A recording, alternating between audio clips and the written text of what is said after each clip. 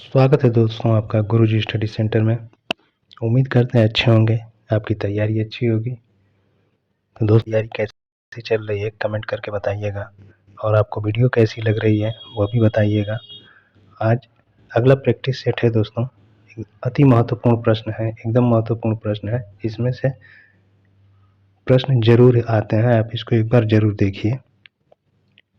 शुरू करते हैं बिना देर किए हुए। पहला क्वेश्चन है, राजनीति शास्त्र की परिभाषा किसने राज्य के विज्ञान के रूप में की है। दोस्तों ये इम्पॉर्टेंट प्रश्न है, ये बहुत ही इम्पॉर्टेंट है, इसको आप जरूर देखिए। राजनीति शास्त्र की परिभाषा किसने राज्य के विज्ञान के रूप में दी है, ये हमारा आंसर हो जाएगा दोस्तों। कौन सी किसने दिया है राज्य के विज्ञान के रूप में, ये हो जाएगा दोस्तों गैटल महोदय ने राज्य के विज्ञान के रूप में राजनीति शास्त्र की परिभाषा की है। अगला है, अरस्तु ने राज्य के विकास का वर्णन करने के लिए जिस पद्धति का प्रयोग किया वो कौन सी पद्धति थी दोस्तों, तो वो थी स्वदेशात्मक पद्धति या आगमनात्मक पद्धति। आगमनात्मक पद्धति। अगला है, किसने कहा कि राज्य का स्वरूप मूलतः एक निगम है। तो ये कहने वाला कौन है दोस्तों, तो ये है सी मैकाइवर ने कहा कि राज्य एक निगम है, वह एक सेवक है। अगला है, अरस्तु की उपेक्षा करने वाला पहला आधुनिक राजनीतिक विचारक कौन है। अरस्तु की उपेक्षा करने वाला पहला राजनीतिक विचारक कौन है, तो वो है दोस्तों हाब्स। अगला है,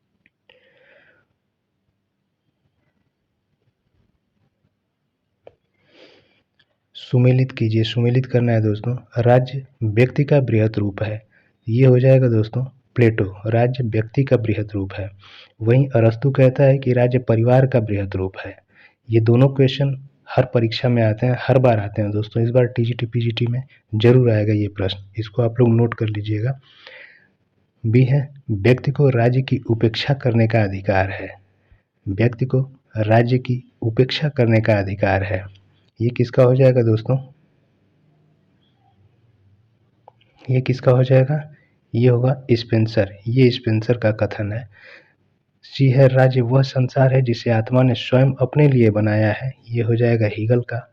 वह जो राज्य का सदस्य नहीं है अथवा सदस्य होने के लिए योग्य नहीं है, वो या तो देवता है या पशु, ये हो जाएगा अरस्तु। तो हमारे विकल्प में देखते हैं, ए का कौन सा है, प्लेटो। तो ए का 3, बी का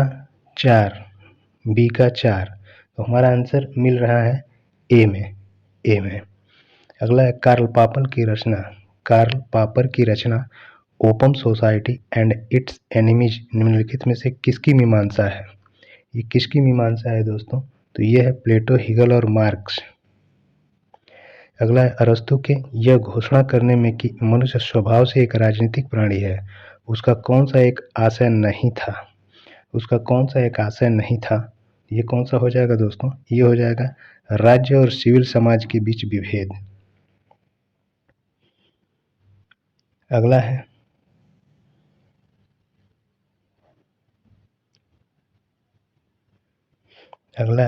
उत्पत्ति की दृष्टि से कौन सा सामाजिक विज्ञान राजनीति विज्ञान से पूर्व का है।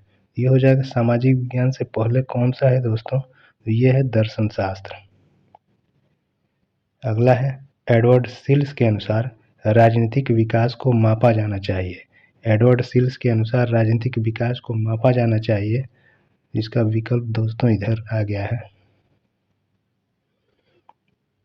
ये है देश की राजनीतिक संस्थाओं से, देश के अंतर्राष्ट्रीय स्तर से, देश के आर्थिक विकास से, देश के आर्थिक और साथ में सामाजिक विकास से। तो इसमें कौन सा हमारा सही हो जाएगा, इसमें हमारा सही हो जाएगा ए, देश के राजनीतिक संस्थाओं से राजनीतिक विकास को मापा जाता है एडवर्ड सिल्स के अनुसार। अगला है, व्यवहारवादी उपागम से संबंधित निम्नलिखित कथनों में से कौन से सही हैं।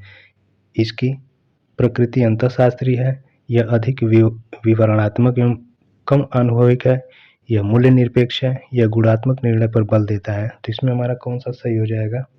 इसमें हमारा सही हो जाएगा बी 1 और 3। अगला है, रिपब्लिक केवल राजनीति पर लिखी गई पुस्तक मात्र ही नहीं बल्कि शिक्षा पर लिखी गई एक ऐसी उत्कृष्ट रचना है, इसमें पहले कभी नहीं लिखी जा सकी। यह कथन किसका है? ये कथन किसका है? ये है दोस्तों रूसो का। रूसो ने उसके रिपब्लिक के बारे में, रूसो ने प्लेटो के रिपब्लिक के बारे में ये कहा था। अगला है, सुमेलित कीजिए। सुमेलित करना है, सुमेलित करना है।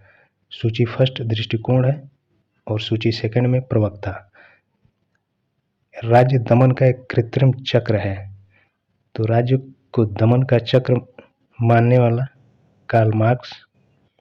राज्य एक जीवधारी है। राज्य को एक जीवधारी स्पेंसर ने माना है। राज्य पूर्ण नैतिक विकास की आवश्यक स्थितियों का सृजन करता है। ये कौन हो जाएगा दोस्तों? ये हो जाएगा टी.एच. ग्रीन। सी का 2, राज्य एक आवश्यक बुराई है, जे.एस. मिल। इसमें हमारा कौन सही हो जाएगा? ए का 4। इसमें हमारा सही हो जाएगा दोस्तों बी, ए का 4। ये बी वाले में ही है। आगे चलते हैं। निम्न में से किसको अरस्तू ने सरकार के विकृत रूप के संदर्भ में वर्गीकृत किया है? विकृत रूप के संदर्भ में किसको वर्गीकृत किया है? तो यह है सभी। अगला है, अरस्तू का राजनीतिक विचार प्रतिपादित है। राजनीतिक विचार किसमें प्रतिपादित है? पॉलिटिक्स में। ये अरस्तू की रचना है। अगला है, निम्न में से कौन सा कथन सही है? राजनीतिक विकास सर्वसत्तावादी व्यवस्था को जन्म देती है। राजनीतिक विकास लोकतंत्र का निर्माण करता है। राजनीतिक विकास कुलीन तंत्र का निर्माण करता है और राजनीतिक विकास अस्थायित्व उत्पन्न करता है। इसमें कौन सा सही हो जाएगा? 15 में कौन सा सही हो जाएगा? बी। आगे बढ़ते हैं। किसने कहा कि जो अरस्तू का आदर्श राज्य है वही प्लेटो का द्वितीय सर्वश्रेष्ठ राज्य है? ये किसने कहा? ये सेवाइन ने कहा है। अगला है दोस्तों, बहुत ही बेहतरीन प्रश्न है दोस्तों। राजा शेर की तरह साहसी एवं लोमड़ी की तरह चालाक होना चाहिए। ये किसका कथन है? तो ये मैकियावेली का कथन है। राज्य कानून का शिशु एवं जनक, राज्य कानून का शिशु जनक दोनों है। तो ये किसने कहा? ये मैकाइवर ने कहा। और वहीं अपने युग का शिशु ये किसको कहा जाता है? तो ये मैकियावेली को कहा जाता है। मैकियावेली को दोस्तों भारत का चाणक्य भी कहा जाता है। मैकियावेली को भारत का चाणक्य भी कहा जाता है। और निम्न में से कौन सा कथन सही है? ये हो जाएगा, राज्य एक कृत्रिम संस्था है, राज्य स्वाभाविक एवं आवश्यक संस्था है, राज्य का अनावश्यक संस्था है, राज्य का व्यक्ति के प्रति कोई दायित्व नहीं है। तो ये कौन हो जाएगा दोस्तों? इसमें कौन सा हो जाएगा? बी, राज्य स्वाभाविक एवं आवश्यक संस्था है। अगला, निम्नलिखित में से कौन सा राजनीति शास्त्र राजनीतिक विकास की अवधारणा से संबंधित है? ये कौन सा हो जाएगा? इल्चमैन। राजनीतिक विकास की अवधारणा से संबंधित इल्चमैन। अगला है, व्यवहारवाद की एक महत्वपूर्ण विशेषता है। व्यवहारवाद की एक महत्वपूर्ण विशेषता है अंतर अनुशासनात्मक दृष्टिकोण। दोस्तों, ये वीडियो आपको कैसी लग रही है कमेंट करके ज़रूर बताइएगा।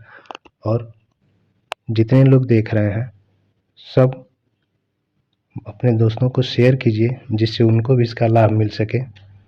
अगला है दोस्तों, निम्नलिखित में से किसने राज्य को एक निश्चित भूभाग के राजनीतिक दृष्टि से संगठित लोक के रूप में परिभाषित किया है? ये कौन सा हो जाएगा दोस्तों? बी, ब्लंटसली। अगला है, अरस्तू के अनुसार राज्य है। अरस्तू के अनुसार राज्य क्या है दोस्तों? ये हो जाएगा बी, नैतिक और प्राकृतिक संस्था। अगला है, अरस्तू के अनुसार राज्य एक दैवीय संस्था, एक कृत्रिम कृति, एक प्राकृतिक संस्था, शक्ति की उपज। इसमें से कौन सा सही हो जाएगा दोस्तों? ये हो जाएगा डी। अगला है,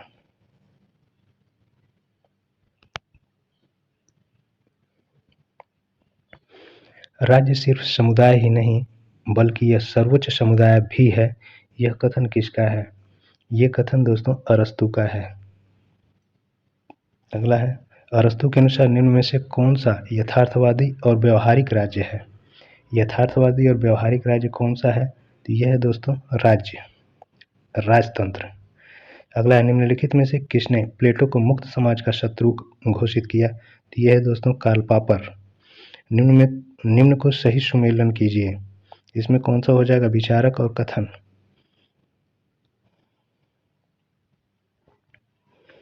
चलिए देखते हैं इसको। ये है दोस्तों ए, मैकियावेली ने व्यक्ति को छल कपट जानने के लिए, लोमड़ी और भेड़ियों को डराने के लिए शेर होना चाहिए।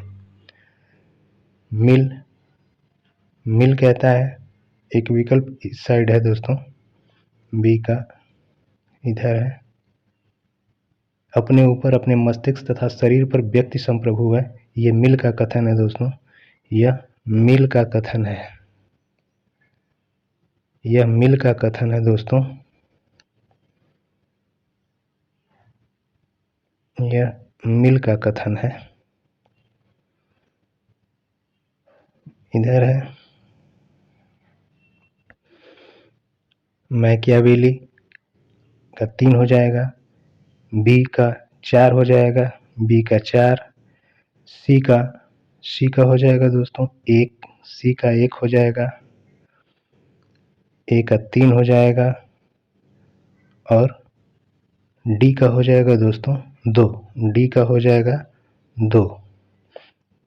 विकल्प देखते हैं, इसमें कौन सा विकल्प सही हो जाएगा? इसमें विकल्प सही हो जाएगा दोस्तों ए।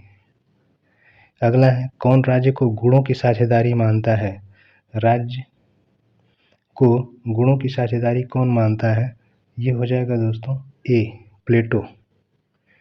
प्लेटो के राजनीतिक चिंतन में बीच निहित है, प्लेटो के राजनीतिक चिंतन में बीच निहित है। ये कौन सा हो जाएगा दोस्तों? 30 का हो जाएगा दोस्तों डी।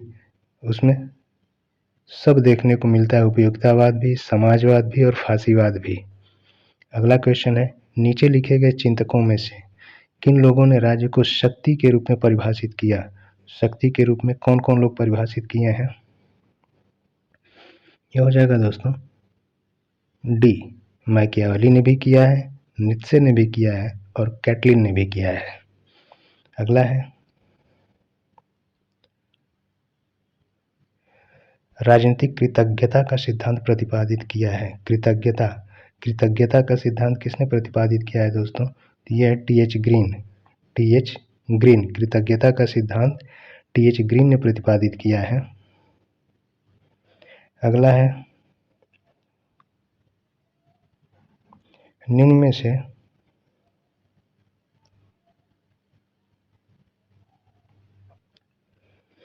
में से कौन सी एक पुस्तक मैकियावेली के विचार को पूर्ण स्पष्ट करती है? Art of war, the discourses on Levi, the Prince, ये तीनों ही पुस्तक उसके विचारों को प्रदर्शित करती हैं। अगला है, सुमेलित कीजिए सूची फर्स्ट, सूची सेकंड। लाख का क्या हो जाएगा दोस्तों?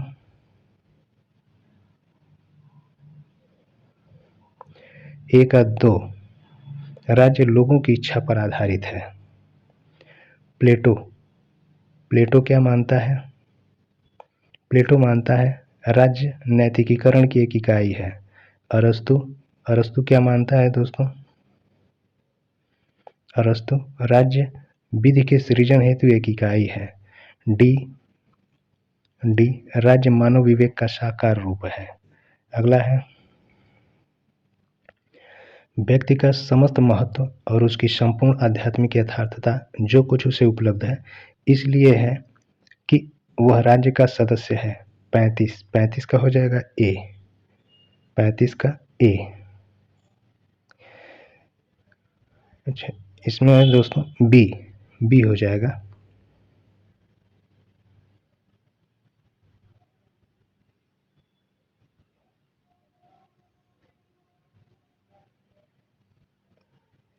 चौंतीस,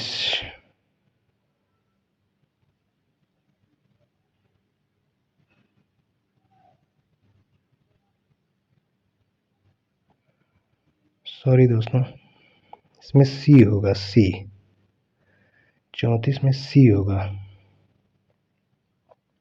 अगला है व्यक्ति का समस्त महत्व और उसकी संपूर्ण आध्यात्मिक यथार्थता जो कुछ उसे उपलब्ध है इसलिए है कि वह राज्य का सदस्य है। यह कथन किसका है? तो ये कथन है दोस्तों हेगल का। ये कथन है हेगल का। अगला है मैकियावेली के अनुसार व्यक्ति प्राकृतिक रूप से स्वार्थी, दुष्चरित्र और अवसरवादी है। व्यक्ति प्राकृतिक रूप से सामाजिक है। व्यक्ति अच्छे और बुरे का सम्मिश्रण है, इनमें से कोई नहीं। तो ये हो जाएगा दोस्तों हमारा ए। व्यक्ति स्वार्थी, दुष्चरित्र और अवसरवादी है। अगला है दोस्तों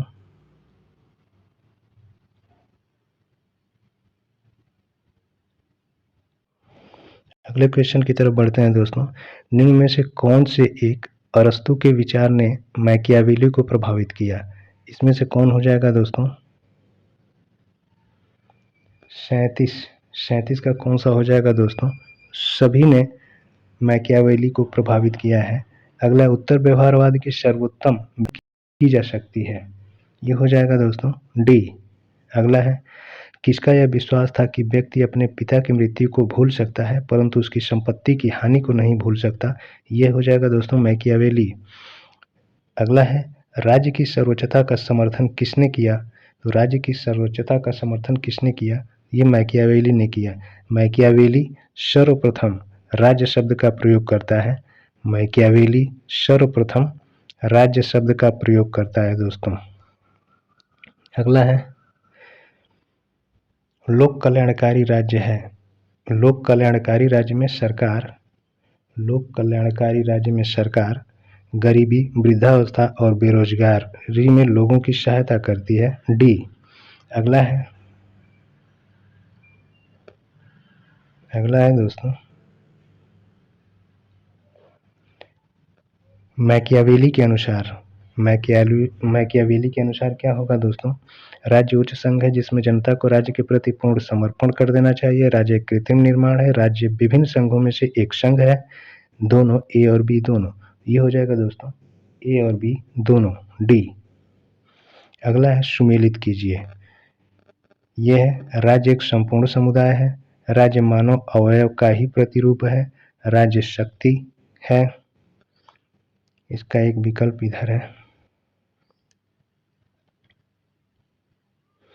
राज्य का मूल्य वही है जिसमें रहने वाले व्यक्तियों का मूल्य है टीटस के। तो इसमें कौन सा हो जाएगा दोस्तों? इसमें कौन सा हो जाएगा? 43 का हो जाएगा दोस्तों। 43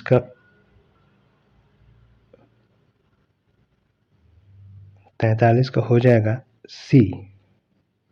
43 का हो जाएगा सी। अगला है राज्य पृथ्वी पर ईश्वर का पदक्रम है। यह कथन किसका है? तो ये हिगल का है। अगला क्वेश्चन है प्रथम राजनीतिक वैज्ञानिक के नाम से कौन जाने जाते हैं? राजनीतिक वैज्ञानिक किसे कहा जाता है? पहला राजनीतिक वैज्ञानिक अरस्तु। अरस्तु को प्रथम राजनीतिक वैज्ञानिक कहा जाता है। अगला है द्वितीय महायुद्ध के पश्चात व्यवहारवादी विचारधारा को विकसित करने का श्रेय किसे जाता है? यह हो जाएगा दोस्तों ए, अमेरिकी राजनीतिक विचारकों को। अगला है व्यवहारवादी उपागम का जन्म 1940 के दशक में कहाँ हुआ? तो ये हुआ दोस्तों अमेरिका में। अगला है जब तक दार्शनिक राजा नहीं होंगे या विश्व के राजा दर्शन की भावना से प्रेरित नहीं होंगे तब तक राज्य को उनकी बुराइयों से कभी मुक्ति प्राप्त नहीं होगी। यह कथन किसका है? तो ये है दोस्तों प्लेटो का। अगला है उत्तर व्यवहारवाद वास्तव में एक क्रांति है जिसका श्रेय जाता है। ये किसको जाता है दोस्तों? ये जाता है डेविड ईस्टन को। अगला है उत्तर व्यवहारवाद की एक प्रमुख विशेषता है परंपरागत दृष्टिकोण राज्य का अध्ययन ज्ञान का आधार सुधार नहीं है। यह प्रतिक्रिया नहीं अपितु क्रांति है। तो ये हो जाएगा दोस्तों डी, यह प्रतिक्रिया नहीं अपितु क्रांति है। तो आज यहीं तक दोस्तों, फिर मिलते हैं कल अगले क्वेश्चन के साथ। ये सारे क्वेश्चन दोस्तों बहुत ही महत्वपूर्ण है, सारे क्वेश्चन इंपॉर्टेंट है दोस्तों, आप इसको ज़रूर देखिए और चैनल पर नए हैं तो चैनल को सब्सक्राइब कीजिए और लाइक कीजिए। ये कैसी आपको वीडियो लगी इस पर कमेंट कीजिए दोस्तों। Thank you.